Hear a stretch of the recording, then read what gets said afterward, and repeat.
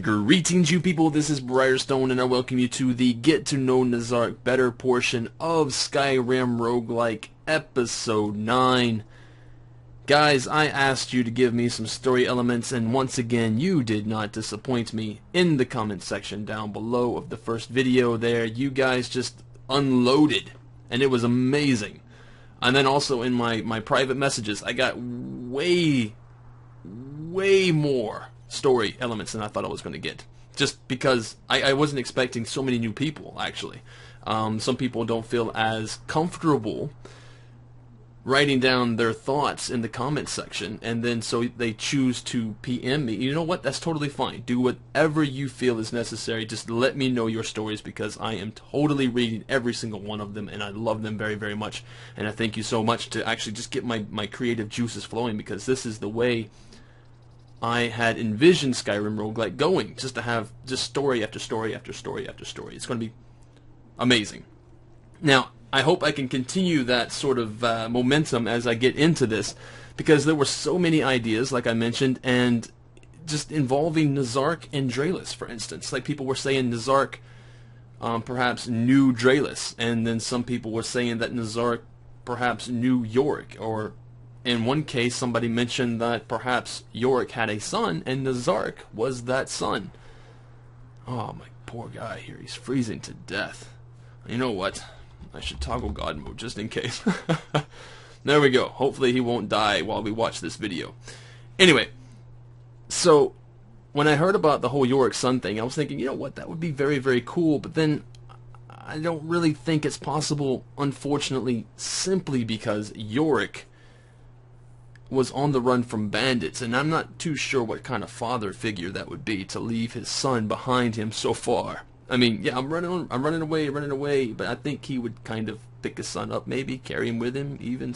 I don't know. It just doesn't seem like a really good father figure, at least not one that I want for Nazark. But now having Nazark know Realism, that is something we can definitely work with, and also having Nazark know of Yorick, that is definitely something we can work with.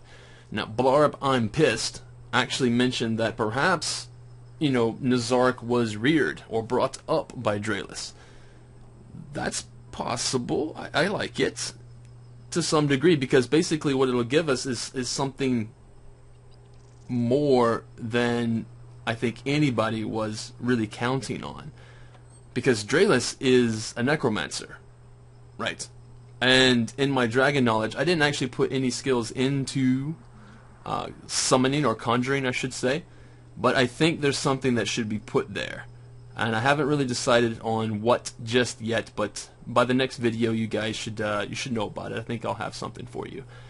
Also, in terms of knowing Realism, Meon Murder sort of agrees with Blarb I'm Pissed in the way that Blarb I'm Pissed mentioned that, you know, Realism kind of just like maybe picked him up at some point, and then had him do his chores for a number of years, and chores being like gardening, or chores being like, I don't know exactly, maybe cooking meals or something.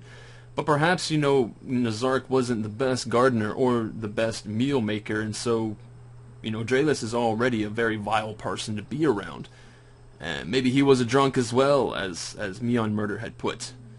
And he would get drunk and go entirely berserk and start shouting incantations and trying to put the fear in Nazark.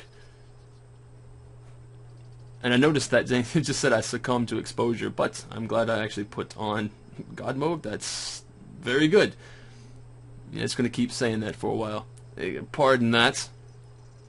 But anyway, moving on. Texura had mentioned that as a survivor, perhaps his father was a survivor, you know, like the kind that is just living off the land, or, you know, from, you know, one meal to the next is what the kind of the idea that I got from him. And that's what he wanted for his kid as well. He wanted for Nazark to kind of grow up in that same manner and become something hardy and special. And so he just abandoned Nazark somewhere. That's totally possible. We can work with that. Just viewing. mentioned that perhaps his parents were traveling and maybe going to Morthal, and in that transit nearby, or because of Draelus, his parents were killed. That's something, maybe. You can see how we can move that in there, maybe in a second. And then it was also like Quackjag. Again, this is the second time he sent me like a really, really like fully perfect storyline. And I'm going to have to read his stuff. I will have to read it regardless what kind of a story that we come up with here and now. I will have to read his story aloud in a couple of videos. I have to make time to do that because these are really, really good in my opinion, and I'm going to read them like as they are written. I'm not going to tweak anything.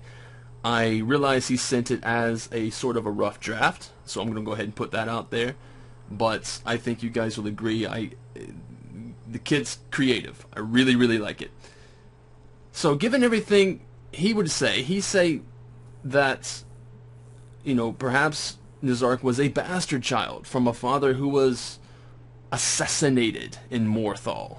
Now, that could be a little bit intriguing. And for Nezark's own safety, perhaps he was sent away by his father. You know, yeah, but Bezar, I believe his name was, his father, sent him away to, you know, save his own son's life. And that could, you know, sort of go back to Texura as well in terms of, you know, being abandoned, you know, or being sent away. His father having done something that he got tracked down and murdered for, kind of goes in line with Texura's survival type of situation as well. So given all the things here, I was thinking a few things, and here we go. Here's the meat and potatoes of Nazark and his story. Okay, let me think of where I should start. Nezark and his father, Bezar, were on the run. Bezar having done something that Nezark didn't understand, but he knew that it was a bad thing. At least culturally. And on the run, Nezark was sort of offered to Draelus.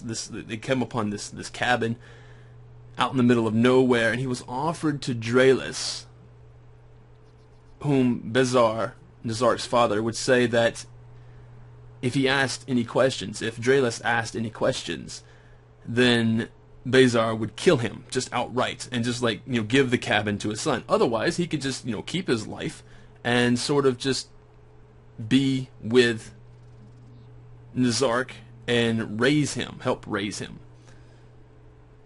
To which Draelus agreed, because Draelus, even though he was a powerful man, Bezar, he realized, was stronger. Or perhaps Bezar had him in a bind. Perhaps had the tip of a sword sort of, you know, halfway to home inside of his spine. Who knows? Now, after a number of years, I'm going to say 5 years instead of what Meon Murder mentioned 8 years, but I'm going to say 5 years, whereas we're going to say instead of being 3 years old, Nazark was 6 years old. That helps me to kind of give him an age where I think he can understand some things that are going on around him. He stayed with Draelus for about 5 years, doing the gardening, doing the cleaning, doing the cooking, and that sort of thing, and withstanding Draelus's drunken stammering, and even when Draelus would perhaps conjure up a dead chicken from off the plate and torment and terrorize Nazark. And perhaps he did that one night. Maybe that's what was going on one night, when Draelus was just in a rage, you know, from being afraid of the boy's father. He would instill fear in the boy, because that's the only thing he could do. And while he was just doing that, somebody came through the door, right? And it was a cloaked, hooded figure. And out of both fear, again, as well as just, I don't know, unsubdued anger, Draelus shouted some words needed to form the incantation to have fire just shoot massive fireball from his fingertips, and caught the stranger square in the body, right in the head, and just like blew him to pieces. Right? And that person happened to be Yorick. Unfortunately for Yorick. But during the commotion, and while Draelus was reeling and trying to figure out what he had just done, Nazark snuck out. He went outside. He got the hell out of the house, and he had had enough. And while he was outside, he just went in the first direction that came to him, right? But he had his wits about him enough to grab a few vegetables from the garden that he had done, and he just ran for his life. He just ran because he had no idea what was going to happen to him. He didn't even know what had happened back behind him. He just ran for his life. He was so afraid. Okay? And that's pretty much where the story starts. As for Nazark's mother, she's an enigma. Nazark doesn't even know anything about his mother, whether or not she exists at all. Okay. And given that whole storyline, I think you'll understand a little bit more about Quackjag's story when I read it to you. And I think I did this in a way that allows his story to actually still make a lot of sense given everybody else's input on this. So what do you guys think? Does this sound like a character that you can get behind? Somebody you would definitely like to see go far? I mean, we already know what we're going to have to do. He's got to basically just go from rags to riches. He can't fight. He has to do everything on the sly, pretty much. And hopefully not die and outrun or outsmart everything. Oof, I'm getting nervous thinking about it. I think I broke off when I was saying everything. Certainly. We also know that he will eventually grow up. And what kind of a man is he going to be? I guess it depends on his adventure thus far. Like when we see basically how his life goes while he's young. Will he stay a pickpocket, a thief, or will he become something more sinister? I guess it depends on how the world treats him, if he survives at all.